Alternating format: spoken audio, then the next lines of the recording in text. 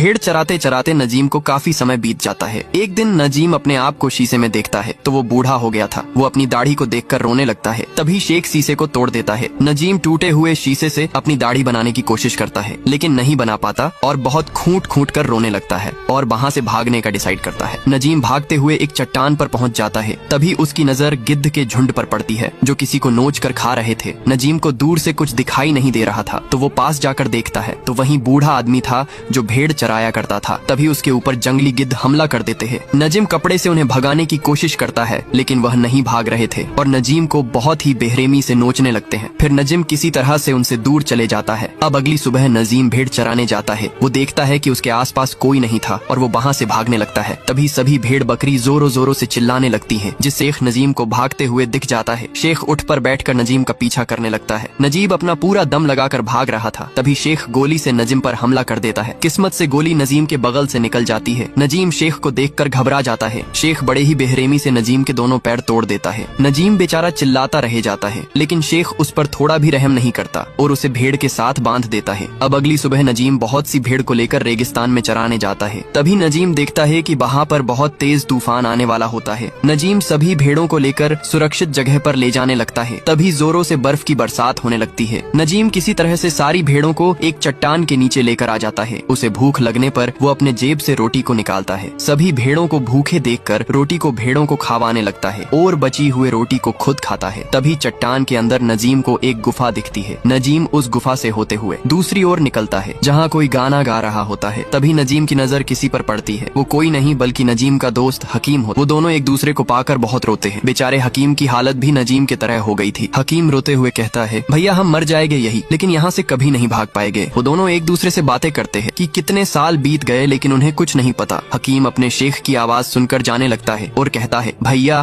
कल हम यहाँ पर ही मिले गए। अब अगली सुबह नजीम उठ को चराते चराते वही जगह पर आता है जहाँ उसे हकीम मिला था। हकीम दूर से कागज में कुछ लिखकर इशारा करते हुए उस कागज को रेत से दबा कर वहाँ से चले जाता है। नजीम लगड़ाते हुए भागकर उस कागज को लेने जाता है। तभी जोरों से हवा चलने की वजह से कागज उड़ जाता है। तभी नजीम का शेख वहाँ पर आ जाता है। नजीम शेख को देखकर डर के मारे बैठ जाता है। कागज उड़ते हुए एक सूखे पौधे पर गिर जाता है। नजीम डरा हुआ था कि शेख उस कागज को न देख ले। शेख सऊदी में उसे डांट कर वहाँ से चले जाता है। नजीम भागकर उस कागज को किसी तरह से पकड़ लेता है। उसमें लिखा था, भैया उस दिन शेख ने मुझे बहुत मारा लेकिन मुझे तुमसे मिलकर बहुत खुशी हुई। मैं यहाँ कुछ दिन पहले ही आया हूँ। मेरे साथ यहाँ एक अफ्रीकी है जो यहाँ के सारे रास्ते जानता है। उसने हमारी मदद की तो हम यहाँ से भाग सकते हैं। नजीम उस पत्र को पढ़ के भावुक हो जाता है। दूसरी ओर हकीम का दोस्त अफ्रीकी वहाँ से भागने का रास्ता देख रहा होता है। अफ्रीकी हकीम को रास्ता दिखाते हुए कहता है, हम उस रास्ते से यहाँ से भाग निकलेंगे। हकीम बहुत खुश होता है। नजीम उठ को चारा पानी देकर आजू बाजू देखता है, कोई उसे देख तो नहीं रहा है और उसी जगह हकीम से मिलने आता है। अफ्रीकी नजीम को गले मिलते हुए अपना परिचय देता है, मेरा नाम इब्राहिम है। हकीम नजीम को बताता है कि कुछ दिन बाद मेरे कफिम के बेटे का निगाह है, वो यहाँ पर नहीं रहेगा। जब हम मौके का फायदा देखकर भाग जाएंगे। रात के समय सभी शेख लोग चिकन की पार्टी कर रहे होते हैं। तभी गाड़ी से नजीम का शेख आता है और नजीम को खाने के लिए मिट देता है। नजीम उन बेचारे बकरियों को देखकर उस मिट को नहीं खाता। नजीम बस इंतजार कर रहा था कि वो सभी जल्दी से यहाँ से जाए। अब अगली सुबह शेख नजीम को रुखी सुखी रोटी देकर कहता है, सभी भेड़ों का ध्यान रखना, हम शाम तक आ जाएंगे। ये कहकर वहाँ से चले जाता है। नजीम उनको जाते देख बहुत खुश होता है और अपने पूरे कपड़े निकाल कर नहाने जाता है। नजीम को यहाँ आए कई साल बीत गए थे लेकिन वो कभी भी नहीं नहाया था। नजीम जल्दी से जाकर अपने वही कपड़े पहन लेता है जो वो यहाँ पहन कर आया था। उसे पेंट भी ढीला पड़ने लगा था। वो बोरे की रस्सी को निकाल कर अपने कमर में बांध लेता है और सभी उठ को चारा खिलाते हुए कहता है, मैं यहाँ से जा रहा हूँ। नजीम की बातें सुनकर उठ के आंखों से आंसू आ जाता है। नजीम को सभी भेड़ बकरी से प्यार हो गया था। वो उन्हें छोड़कर नहीं जाना चाहता था। तभी हकीम भी वहाँ आ जाता है। हकीम नजीम को कहता है, इब्राहिम बेग ले जाने को मना कर रहा है, बेग को यहीं छोड़ दो, नहीं तो उन्हें पता चल जाएगा कि हम भाग रहे हैं। नजीम उनकी जरा सी भी नहीं सुनता और खुशी के मारे बेग को लेकर लगड़ाते हुए जल्दी जल्दी भागने लगता है। यहीं से उनका सफर शुरू हो जाता है। उन्हें भागते भागते रात हो जाती है और वो लोग काफी थक जाते हैं। उन्हें बहुत जोरों से प्यास भी लगी होती है। तभी उनकी नजर एक टेंट पर पड़ती है। हकीम इब्राहिम को पानी लाने को कहता है। इब्राहिम कहता है, तुम दोनों यहाँ पर ही रुको, मैं पानी लेकर आया। इब्राहिम जल्दी से जाकर पहले तो अपनी प्यास बुझाता है और एक डोल भरकर पानी ले जाने लगता है। तभी शेख इब्राहिम को पानी ले जाते देख लेता है और उनके ऊपर गन से हमला करने लगता है। भागते समय नजीम का बेग वहीं पर छूट जाता है। वो लोग वहाँ से भागने में किसी तरह से कामयाब हो जाते हैं। नजीम नींद से जागता है और देखता है कि वो लोग भागते भागते बीच रेगिस्तान में पहुँच चुके हैं। हकीम इब्राहिम से पूछता है, यहाँ से रोड कितना दूर है? इब्राहिम बताता है, रोड यहाँ से बहुत दूर है। तभी नजीम हकीम को कुछ दूरी पर पानी दिखाई देता है। हकीम को आभास होता है कि उठ पानी पी रहा है। हकीम भागकर पानी पीने जाता है। इब्राहिम उसे मना करता है, वहाँ पर कोई पानी नहीं है। हकीम वहाँ जाकर देखता है कि वहाँ पर जरा भी पानी नहीं था, बल्कि मरे हुए ऊंट का शव पड़ा होता है। हकीम डर के नजीम को गले लगा लेता है। इब्राहिम कहता है, मैंने बोला था यहाँ कहीं भी पानी नहीं है। कुछ दूर चलने के बाद वो लोग नमाज पढ़ने बैठते हैं। तभी रेत से बहुत सारे सांप निकलने लगते हैं। इब्राहिम सांप को निकलते देखकर हकीम को दूर लेकर कूद जाता है, जिससे वो दोनों की तो जान बच जाती है। लेकिन नजीम उन सांप के झुंड के बीच फंस जाता है। नजीम उन सांप को देखकर भागने की कोशिश करता है, लेकिन इब्राहिम नजीम को हिलने को मना करता है, जिससे उसकी जान बच जाती है। ज्यादा चलने की वजह से नजीम के पैरों में छाले पड़ जाते हैं। उसे बहुत दर्द हो रहा था। इब्राहिम अपने जैकेट को निकालकर नजीम के दोनों पैरों में बांध देता है, जिससे फिर वो लोग दोबारा अपनी मंजिल के लिए निकल जाते हैं। तेज गर्मी पड़ने की वजह से हकीम बेहोश पड़कर रेत में गिर जाता है। नजीम जल्दी से इब्राहिम को बुलाता है। इब्राहिम नजीम को उत्साहित करके उठने को कहता है। हकीम गुस्से से उठकर इब्राहिम की कॉलर पकड़कर कहता है, आगे कुछ नहीं है, अगर वहाँ रुकते तो पानी नसीब होता। ये सभी भूखे प्यासे आगे की ओर निकल पड़ते हैं। अब हकीम चलने में असमर्थ था। इब्राहिम हकीम को अपने कंधे पर उठाकर आगे की ओर चलने लगता है। तभी नजीम की भी प्यास से हालत खराब होने लगती है। इब्राहिम अपने मंत्र से नजीम को सही कर देता है और उन्हें तेज गर्मी से बचाने के लिए अपने कपड़े से उन्हें छाह देने लगता है। बेचारे हकीम की हालत तो नजीम से भी खराब थी। इब्राहिम अपने पसीने को उंगली से हकीम को पिलाता है और फिर वो सभी एक साथ आगे की ओर बढ़ने लगते हैं। तभी दूर रेगिस्तान में हकीम को इमारत दिखाई देती है। हकीम खुशी के मारे दौड़कर इमारत की ओर भागता है। उसे लगता था कि वो रेगिस्तान से बाहर आ गया है। प्यास की वजह से वो सब कुछ भूल चुका था। इब्राहिम हकीम को भागने को मना करता है। हकीम इब्राहिम को धक्का देकर भागने लगता है और जमीन पर पड़े रेत को खाने लगता है, जिससे उसकी और भी हालत खराब हो जाती है। वो काफी चिड़चिड़ा बन चुका था। हकीम किसी की भी बातें नहीं सुन रहा था। तभी वह भागते भागते गिर जाता है और उसके मुंह से खून की उल्टियां होने लगती हैं। देखते ही देखते नजीम के सामने हकीम मारा जाता है। नजीम उसे मरते देख बहुत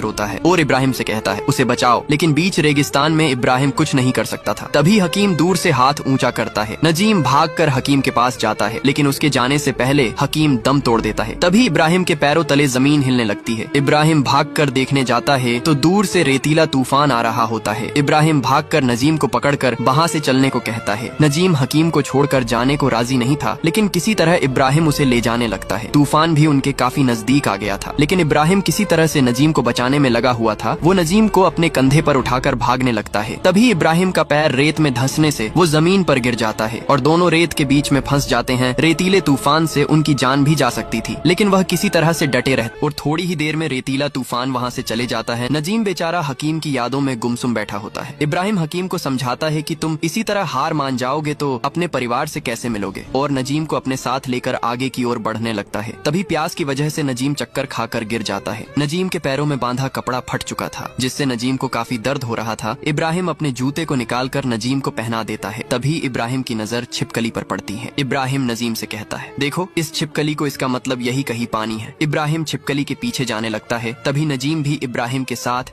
उस छिपकली के पीछे पीछे जाने लगता है। उन्हें दूर एक पेड़ दिखाई देता है। वो दोनों पास जाकर देखते हैं तो वहाँ सचमुच पानी होता है। नजीम भागकर पानी पीने जाता है। तभी इब्राहिम उसे पकड़कर पानी पीने से मना करने लगता है, क्योंकि वह पानी का दलदल था। नजीम की प्यास से हालत खराब हो गई थी। इब्राहिम कपड़े को पानी में भिगोकर नजीम को पिलाने लगता है, जिससे नजीम की प्यास बुझ जाती है। इब्राहिम को रेत में खाली शीशी की बोतल मिलती है। इब्राहिम बोतल में से रेत को निकाल कर रख लेता है। अब ये लोग फिर से आगे की ओर बढ़ने लगते हैं। भूख से इनकी हालत खराब हो चुकी थी। तभी कुछ ही देर में रात हो जाती है। अब अगली सुबह नजीम की आंख खुलती है तो उसे वहाँ दूर दूर तक इब्राहिम कहीं नहीं दिखता। तभी नजीम की नजर पानी की बोतल पर पड़ती है, जो इब्राहिम ही वहाँ छोड़ कर गया था। नजीम उस बोतल को लेकर धीमे धीमे आगे की ओर बढ़ने लगता है। भूख और प्यास से नजीम पूरी तरह से टूट गया था। तभी नजीम इब्राहिम के द्वारा दिए गए पानी को पीकर अपनी प्यास बुझाता है और जल्दी जल्दी भागकर आगे की ओर बढ़ने लगता है। तभी वो रेत से फिसल कर गिर जाता है और बिना हार माने उठकर भागने लगता है। तभी फिर से वह चक्कर खाकर गिर जाता है और उसके हाथ से बोतल फिसल कर लुढ़कते लुढ़कते सड़क पर आ जाती है। आखिर नजीम किसी तरह से सड़क तक पहुंच ही गया। नजीम कुछ देर बाद होश में आता है और लोगों से लिफ्ट मांगने लगा, लेकिन किसी ने उसे लिफ्ट नहीं दी। थोड़ी देर बाद उधर से एक कार गुजरती है। नजीम चिल्लाकर उसे आवाज लगाता है। तभी गाड़ी ने रिवर्स लिया और उसमें से एक शेख निकलता है। शेख नजीम को कार में बिठाकर पीने को पानी देता है। नजीम जल्दी से पानी पीकर अपनी प्यास बुझाता है और पीछे की सीट पर ही सो जाता है। थोड़ी देर में वह सिटी में पहुंच गया। शेख ने नजीम को कार से उतारा और वहाँ से जाने लगा। नजीम ने हाथ जोड़कर शेख को थैंक्स किया। नजीम की कोई भी मदद नहीं कर रहा था, क्योंकि उसकी हालत भिखारियों जैसी हो गई थी। तभी उसे कुछ भले लोग ले जाते हैं और उसे नहा धुलाकर बालों को काट कर तैयार कर देते हैं और उसे उसके परिवार से बात भी करवाते हैं नजीम बहुत रोता है, क्योंकि उसे अपने परिवार से बात करे कई वर्ष बीत गए थे। फिर उसे वेरिफिकेशन के लिए पुलिस स्टेशन ले जाते हैं, क्रिमिनल रिकॉर्ड चेक करने के लिए। क्रिमिनल रिकॉर्ड चेक होने के बाद ही वह घर जा सकता है। तभी नजीम की नजर बाहर लटकी क्रिमिनल तस्वीर पर पड़ती है, जहाँ उसके दोस्त इब्राहिम की तस्वीर भी होती है। वेरिफिकेशन के बाद सभी कैदियों को पुलिस वालों ने लाइन में खड़ा कर दिया। तभी वहाँ पर कुछ शेख आते हैं। तभी उनमें से एक आदमी उन्हें बताता है, अगर इनमें से किसी शेख ने तुम्हें पहचान लिया तो तुम्हें मारते मारते यहाँ से वापस ले जाएंगे। तभी वहाँ पर फिर से कुछ शेख आते हैं, जिसमें से एक नजीम का भी शेख होता है। नजीम शेख को देखकर बहुत घबरा जाता है। उसे डर था कि अगर शेख ने उसे पहचान लिया तो वह फिर से उसे अपने साथ ले जाएगा। नजीम एक आदमी के पीछे छिपने लगता है। तभी शेख नजीम को देख लेता है और उसका कपड़ा पकड़कर जमीन पर गिरा देता है। नजीम शेख का पैर पकड़कर गिड़गिड़ाते हुए कहता है, मुझे वहाँ पर मत ले जाओ। शेख कोड़े से नजीम को मारने लगता है। बाद में पता चलता है वो सब नजीम का सपना था। तभी शेख नजीम को पहचान लेता है और उसे अरबी में कुछ कहकर वहाँ से चले जाता है। तभी बगल में खड़ा वही आदमी नजीम को बताता है, वो तुम्हारा स्पॉन्सर नहीं था, अगर होता तो वह कोड़ों से मारते मारते तुम्हें वापस ले जाता। किसी और के बीजा पर आने से उसने तुम्हें उठा लिया था। ये बातें सुनकर नजीम बहुत रोने लगा। उसके बाद नजीम को 3 महीनों के लिए जेल में रखा जाता है। 3 महीने पूरे होने के बाद उसे उसके देश वापस पहुंचा दिया जाता है। दोस्तों, ऐसी और इंटरेस्टिंग वीडियो देखने के लिए चैनल को जरूर सब्सक्राइब करें।